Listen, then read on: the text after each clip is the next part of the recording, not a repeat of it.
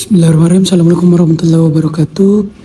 Oke, hari ini kita akan melakukan praktikum pada bab 2 latihan praktik 1 dengan judul menganalisis proses komunikasi data web server dengan klien berbasis HTTP. Tujuannya itu membuat analisis proses komunikasi data pada layanan web. Nah, pertama-tama kita harus memiliki 3 aplikasi. Yang pertama itu ada Visual Studio Code,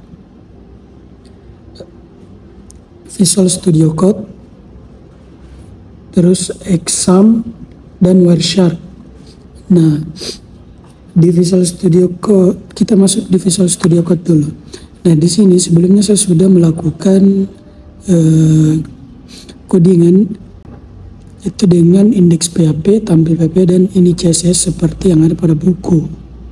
Nah, di sini setelah kita memiliki hal tersebut,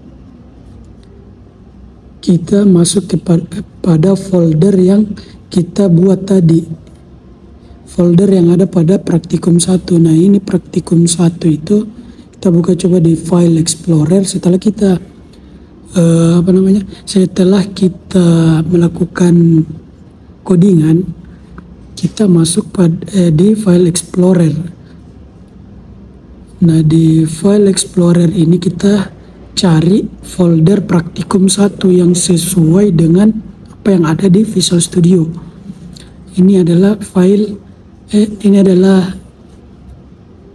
folder yang sudah saya buat tadi sebelumnya. Nah, di sini ketiga file tersebut kita salin, lalu kita salin terlebih dahulu dan kita pindahkan ke dalam local disk C. Nah, kita masuk di local disk C ini, lalu kita cari exam, terus kita masuk ke htdocs, folder htdocs. Nah, di sini kita tinggal paste hasil dari salinan file tersebut. Di sini sebelum kita memulai menjalankan web server ini pada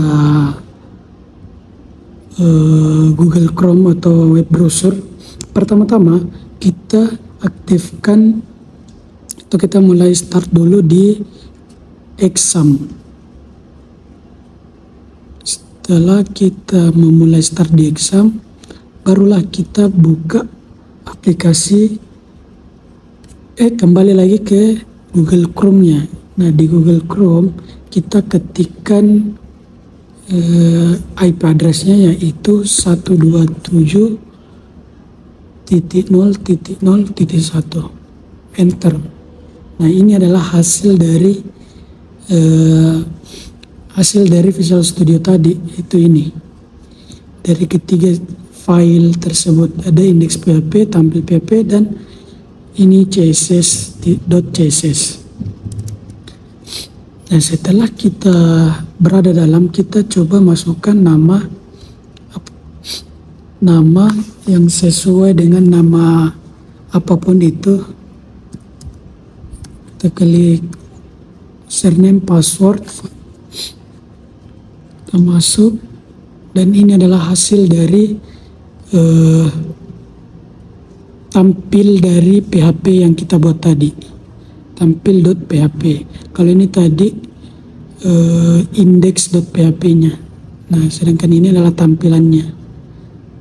Oke, setelah itu kita masuk ke Wireshark.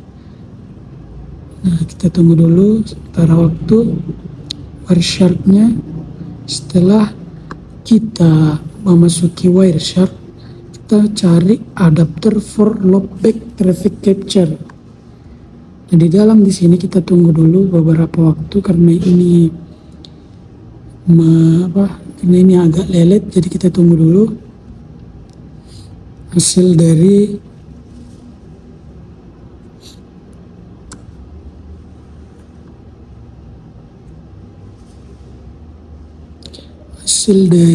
hasil login. Nah, ini sudah muncul tapi agak lama karena mungkin kendala jaringan atau apa itu.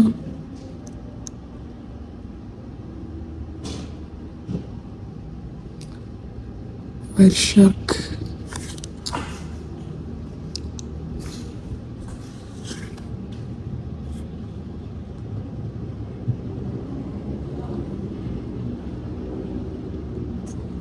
Setelah itu kita kembali login ulang,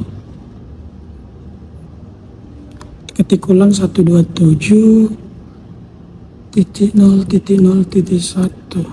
enter, kita masukkan ulang Farid. Di sini namanya bebas ya, passwordnya juga bebas, ini hanya untuk mengecek saja. Oke, itu kita cek ulang. Nah, ini adalah hasil dari apa yang ada di dalam web server tersebut.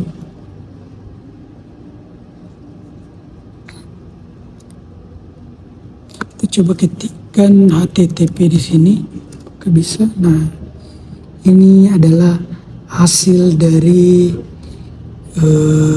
analisis di dalam web server tersebut.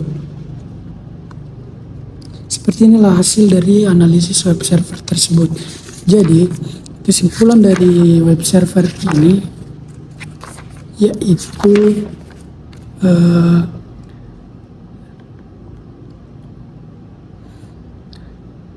paket data yang dikomunikasikan antara klien dan server tidak dilakukan hanya dalam satu kali tahapan, akan tetapi berurutan secara sistematis dalam rangkaian komunikasi secara intens, yaitu adanya permintaan dan respon. Selain itu, dengan Wireshark ditunjukkan bahwa komunikasi data dalam jaringan dapat dimonitor atau di-sniffing atau dalam kurung disadap.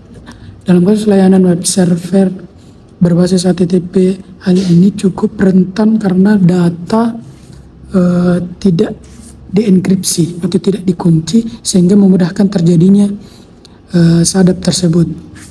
Itu saja dari saya. Jika ada yang kurang, mohon maaf.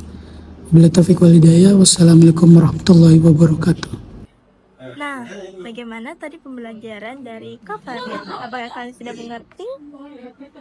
Oke, kalau kalian sudah mengerti, mari kita ke adik-adik kelas 11 untuk mempraktekannya.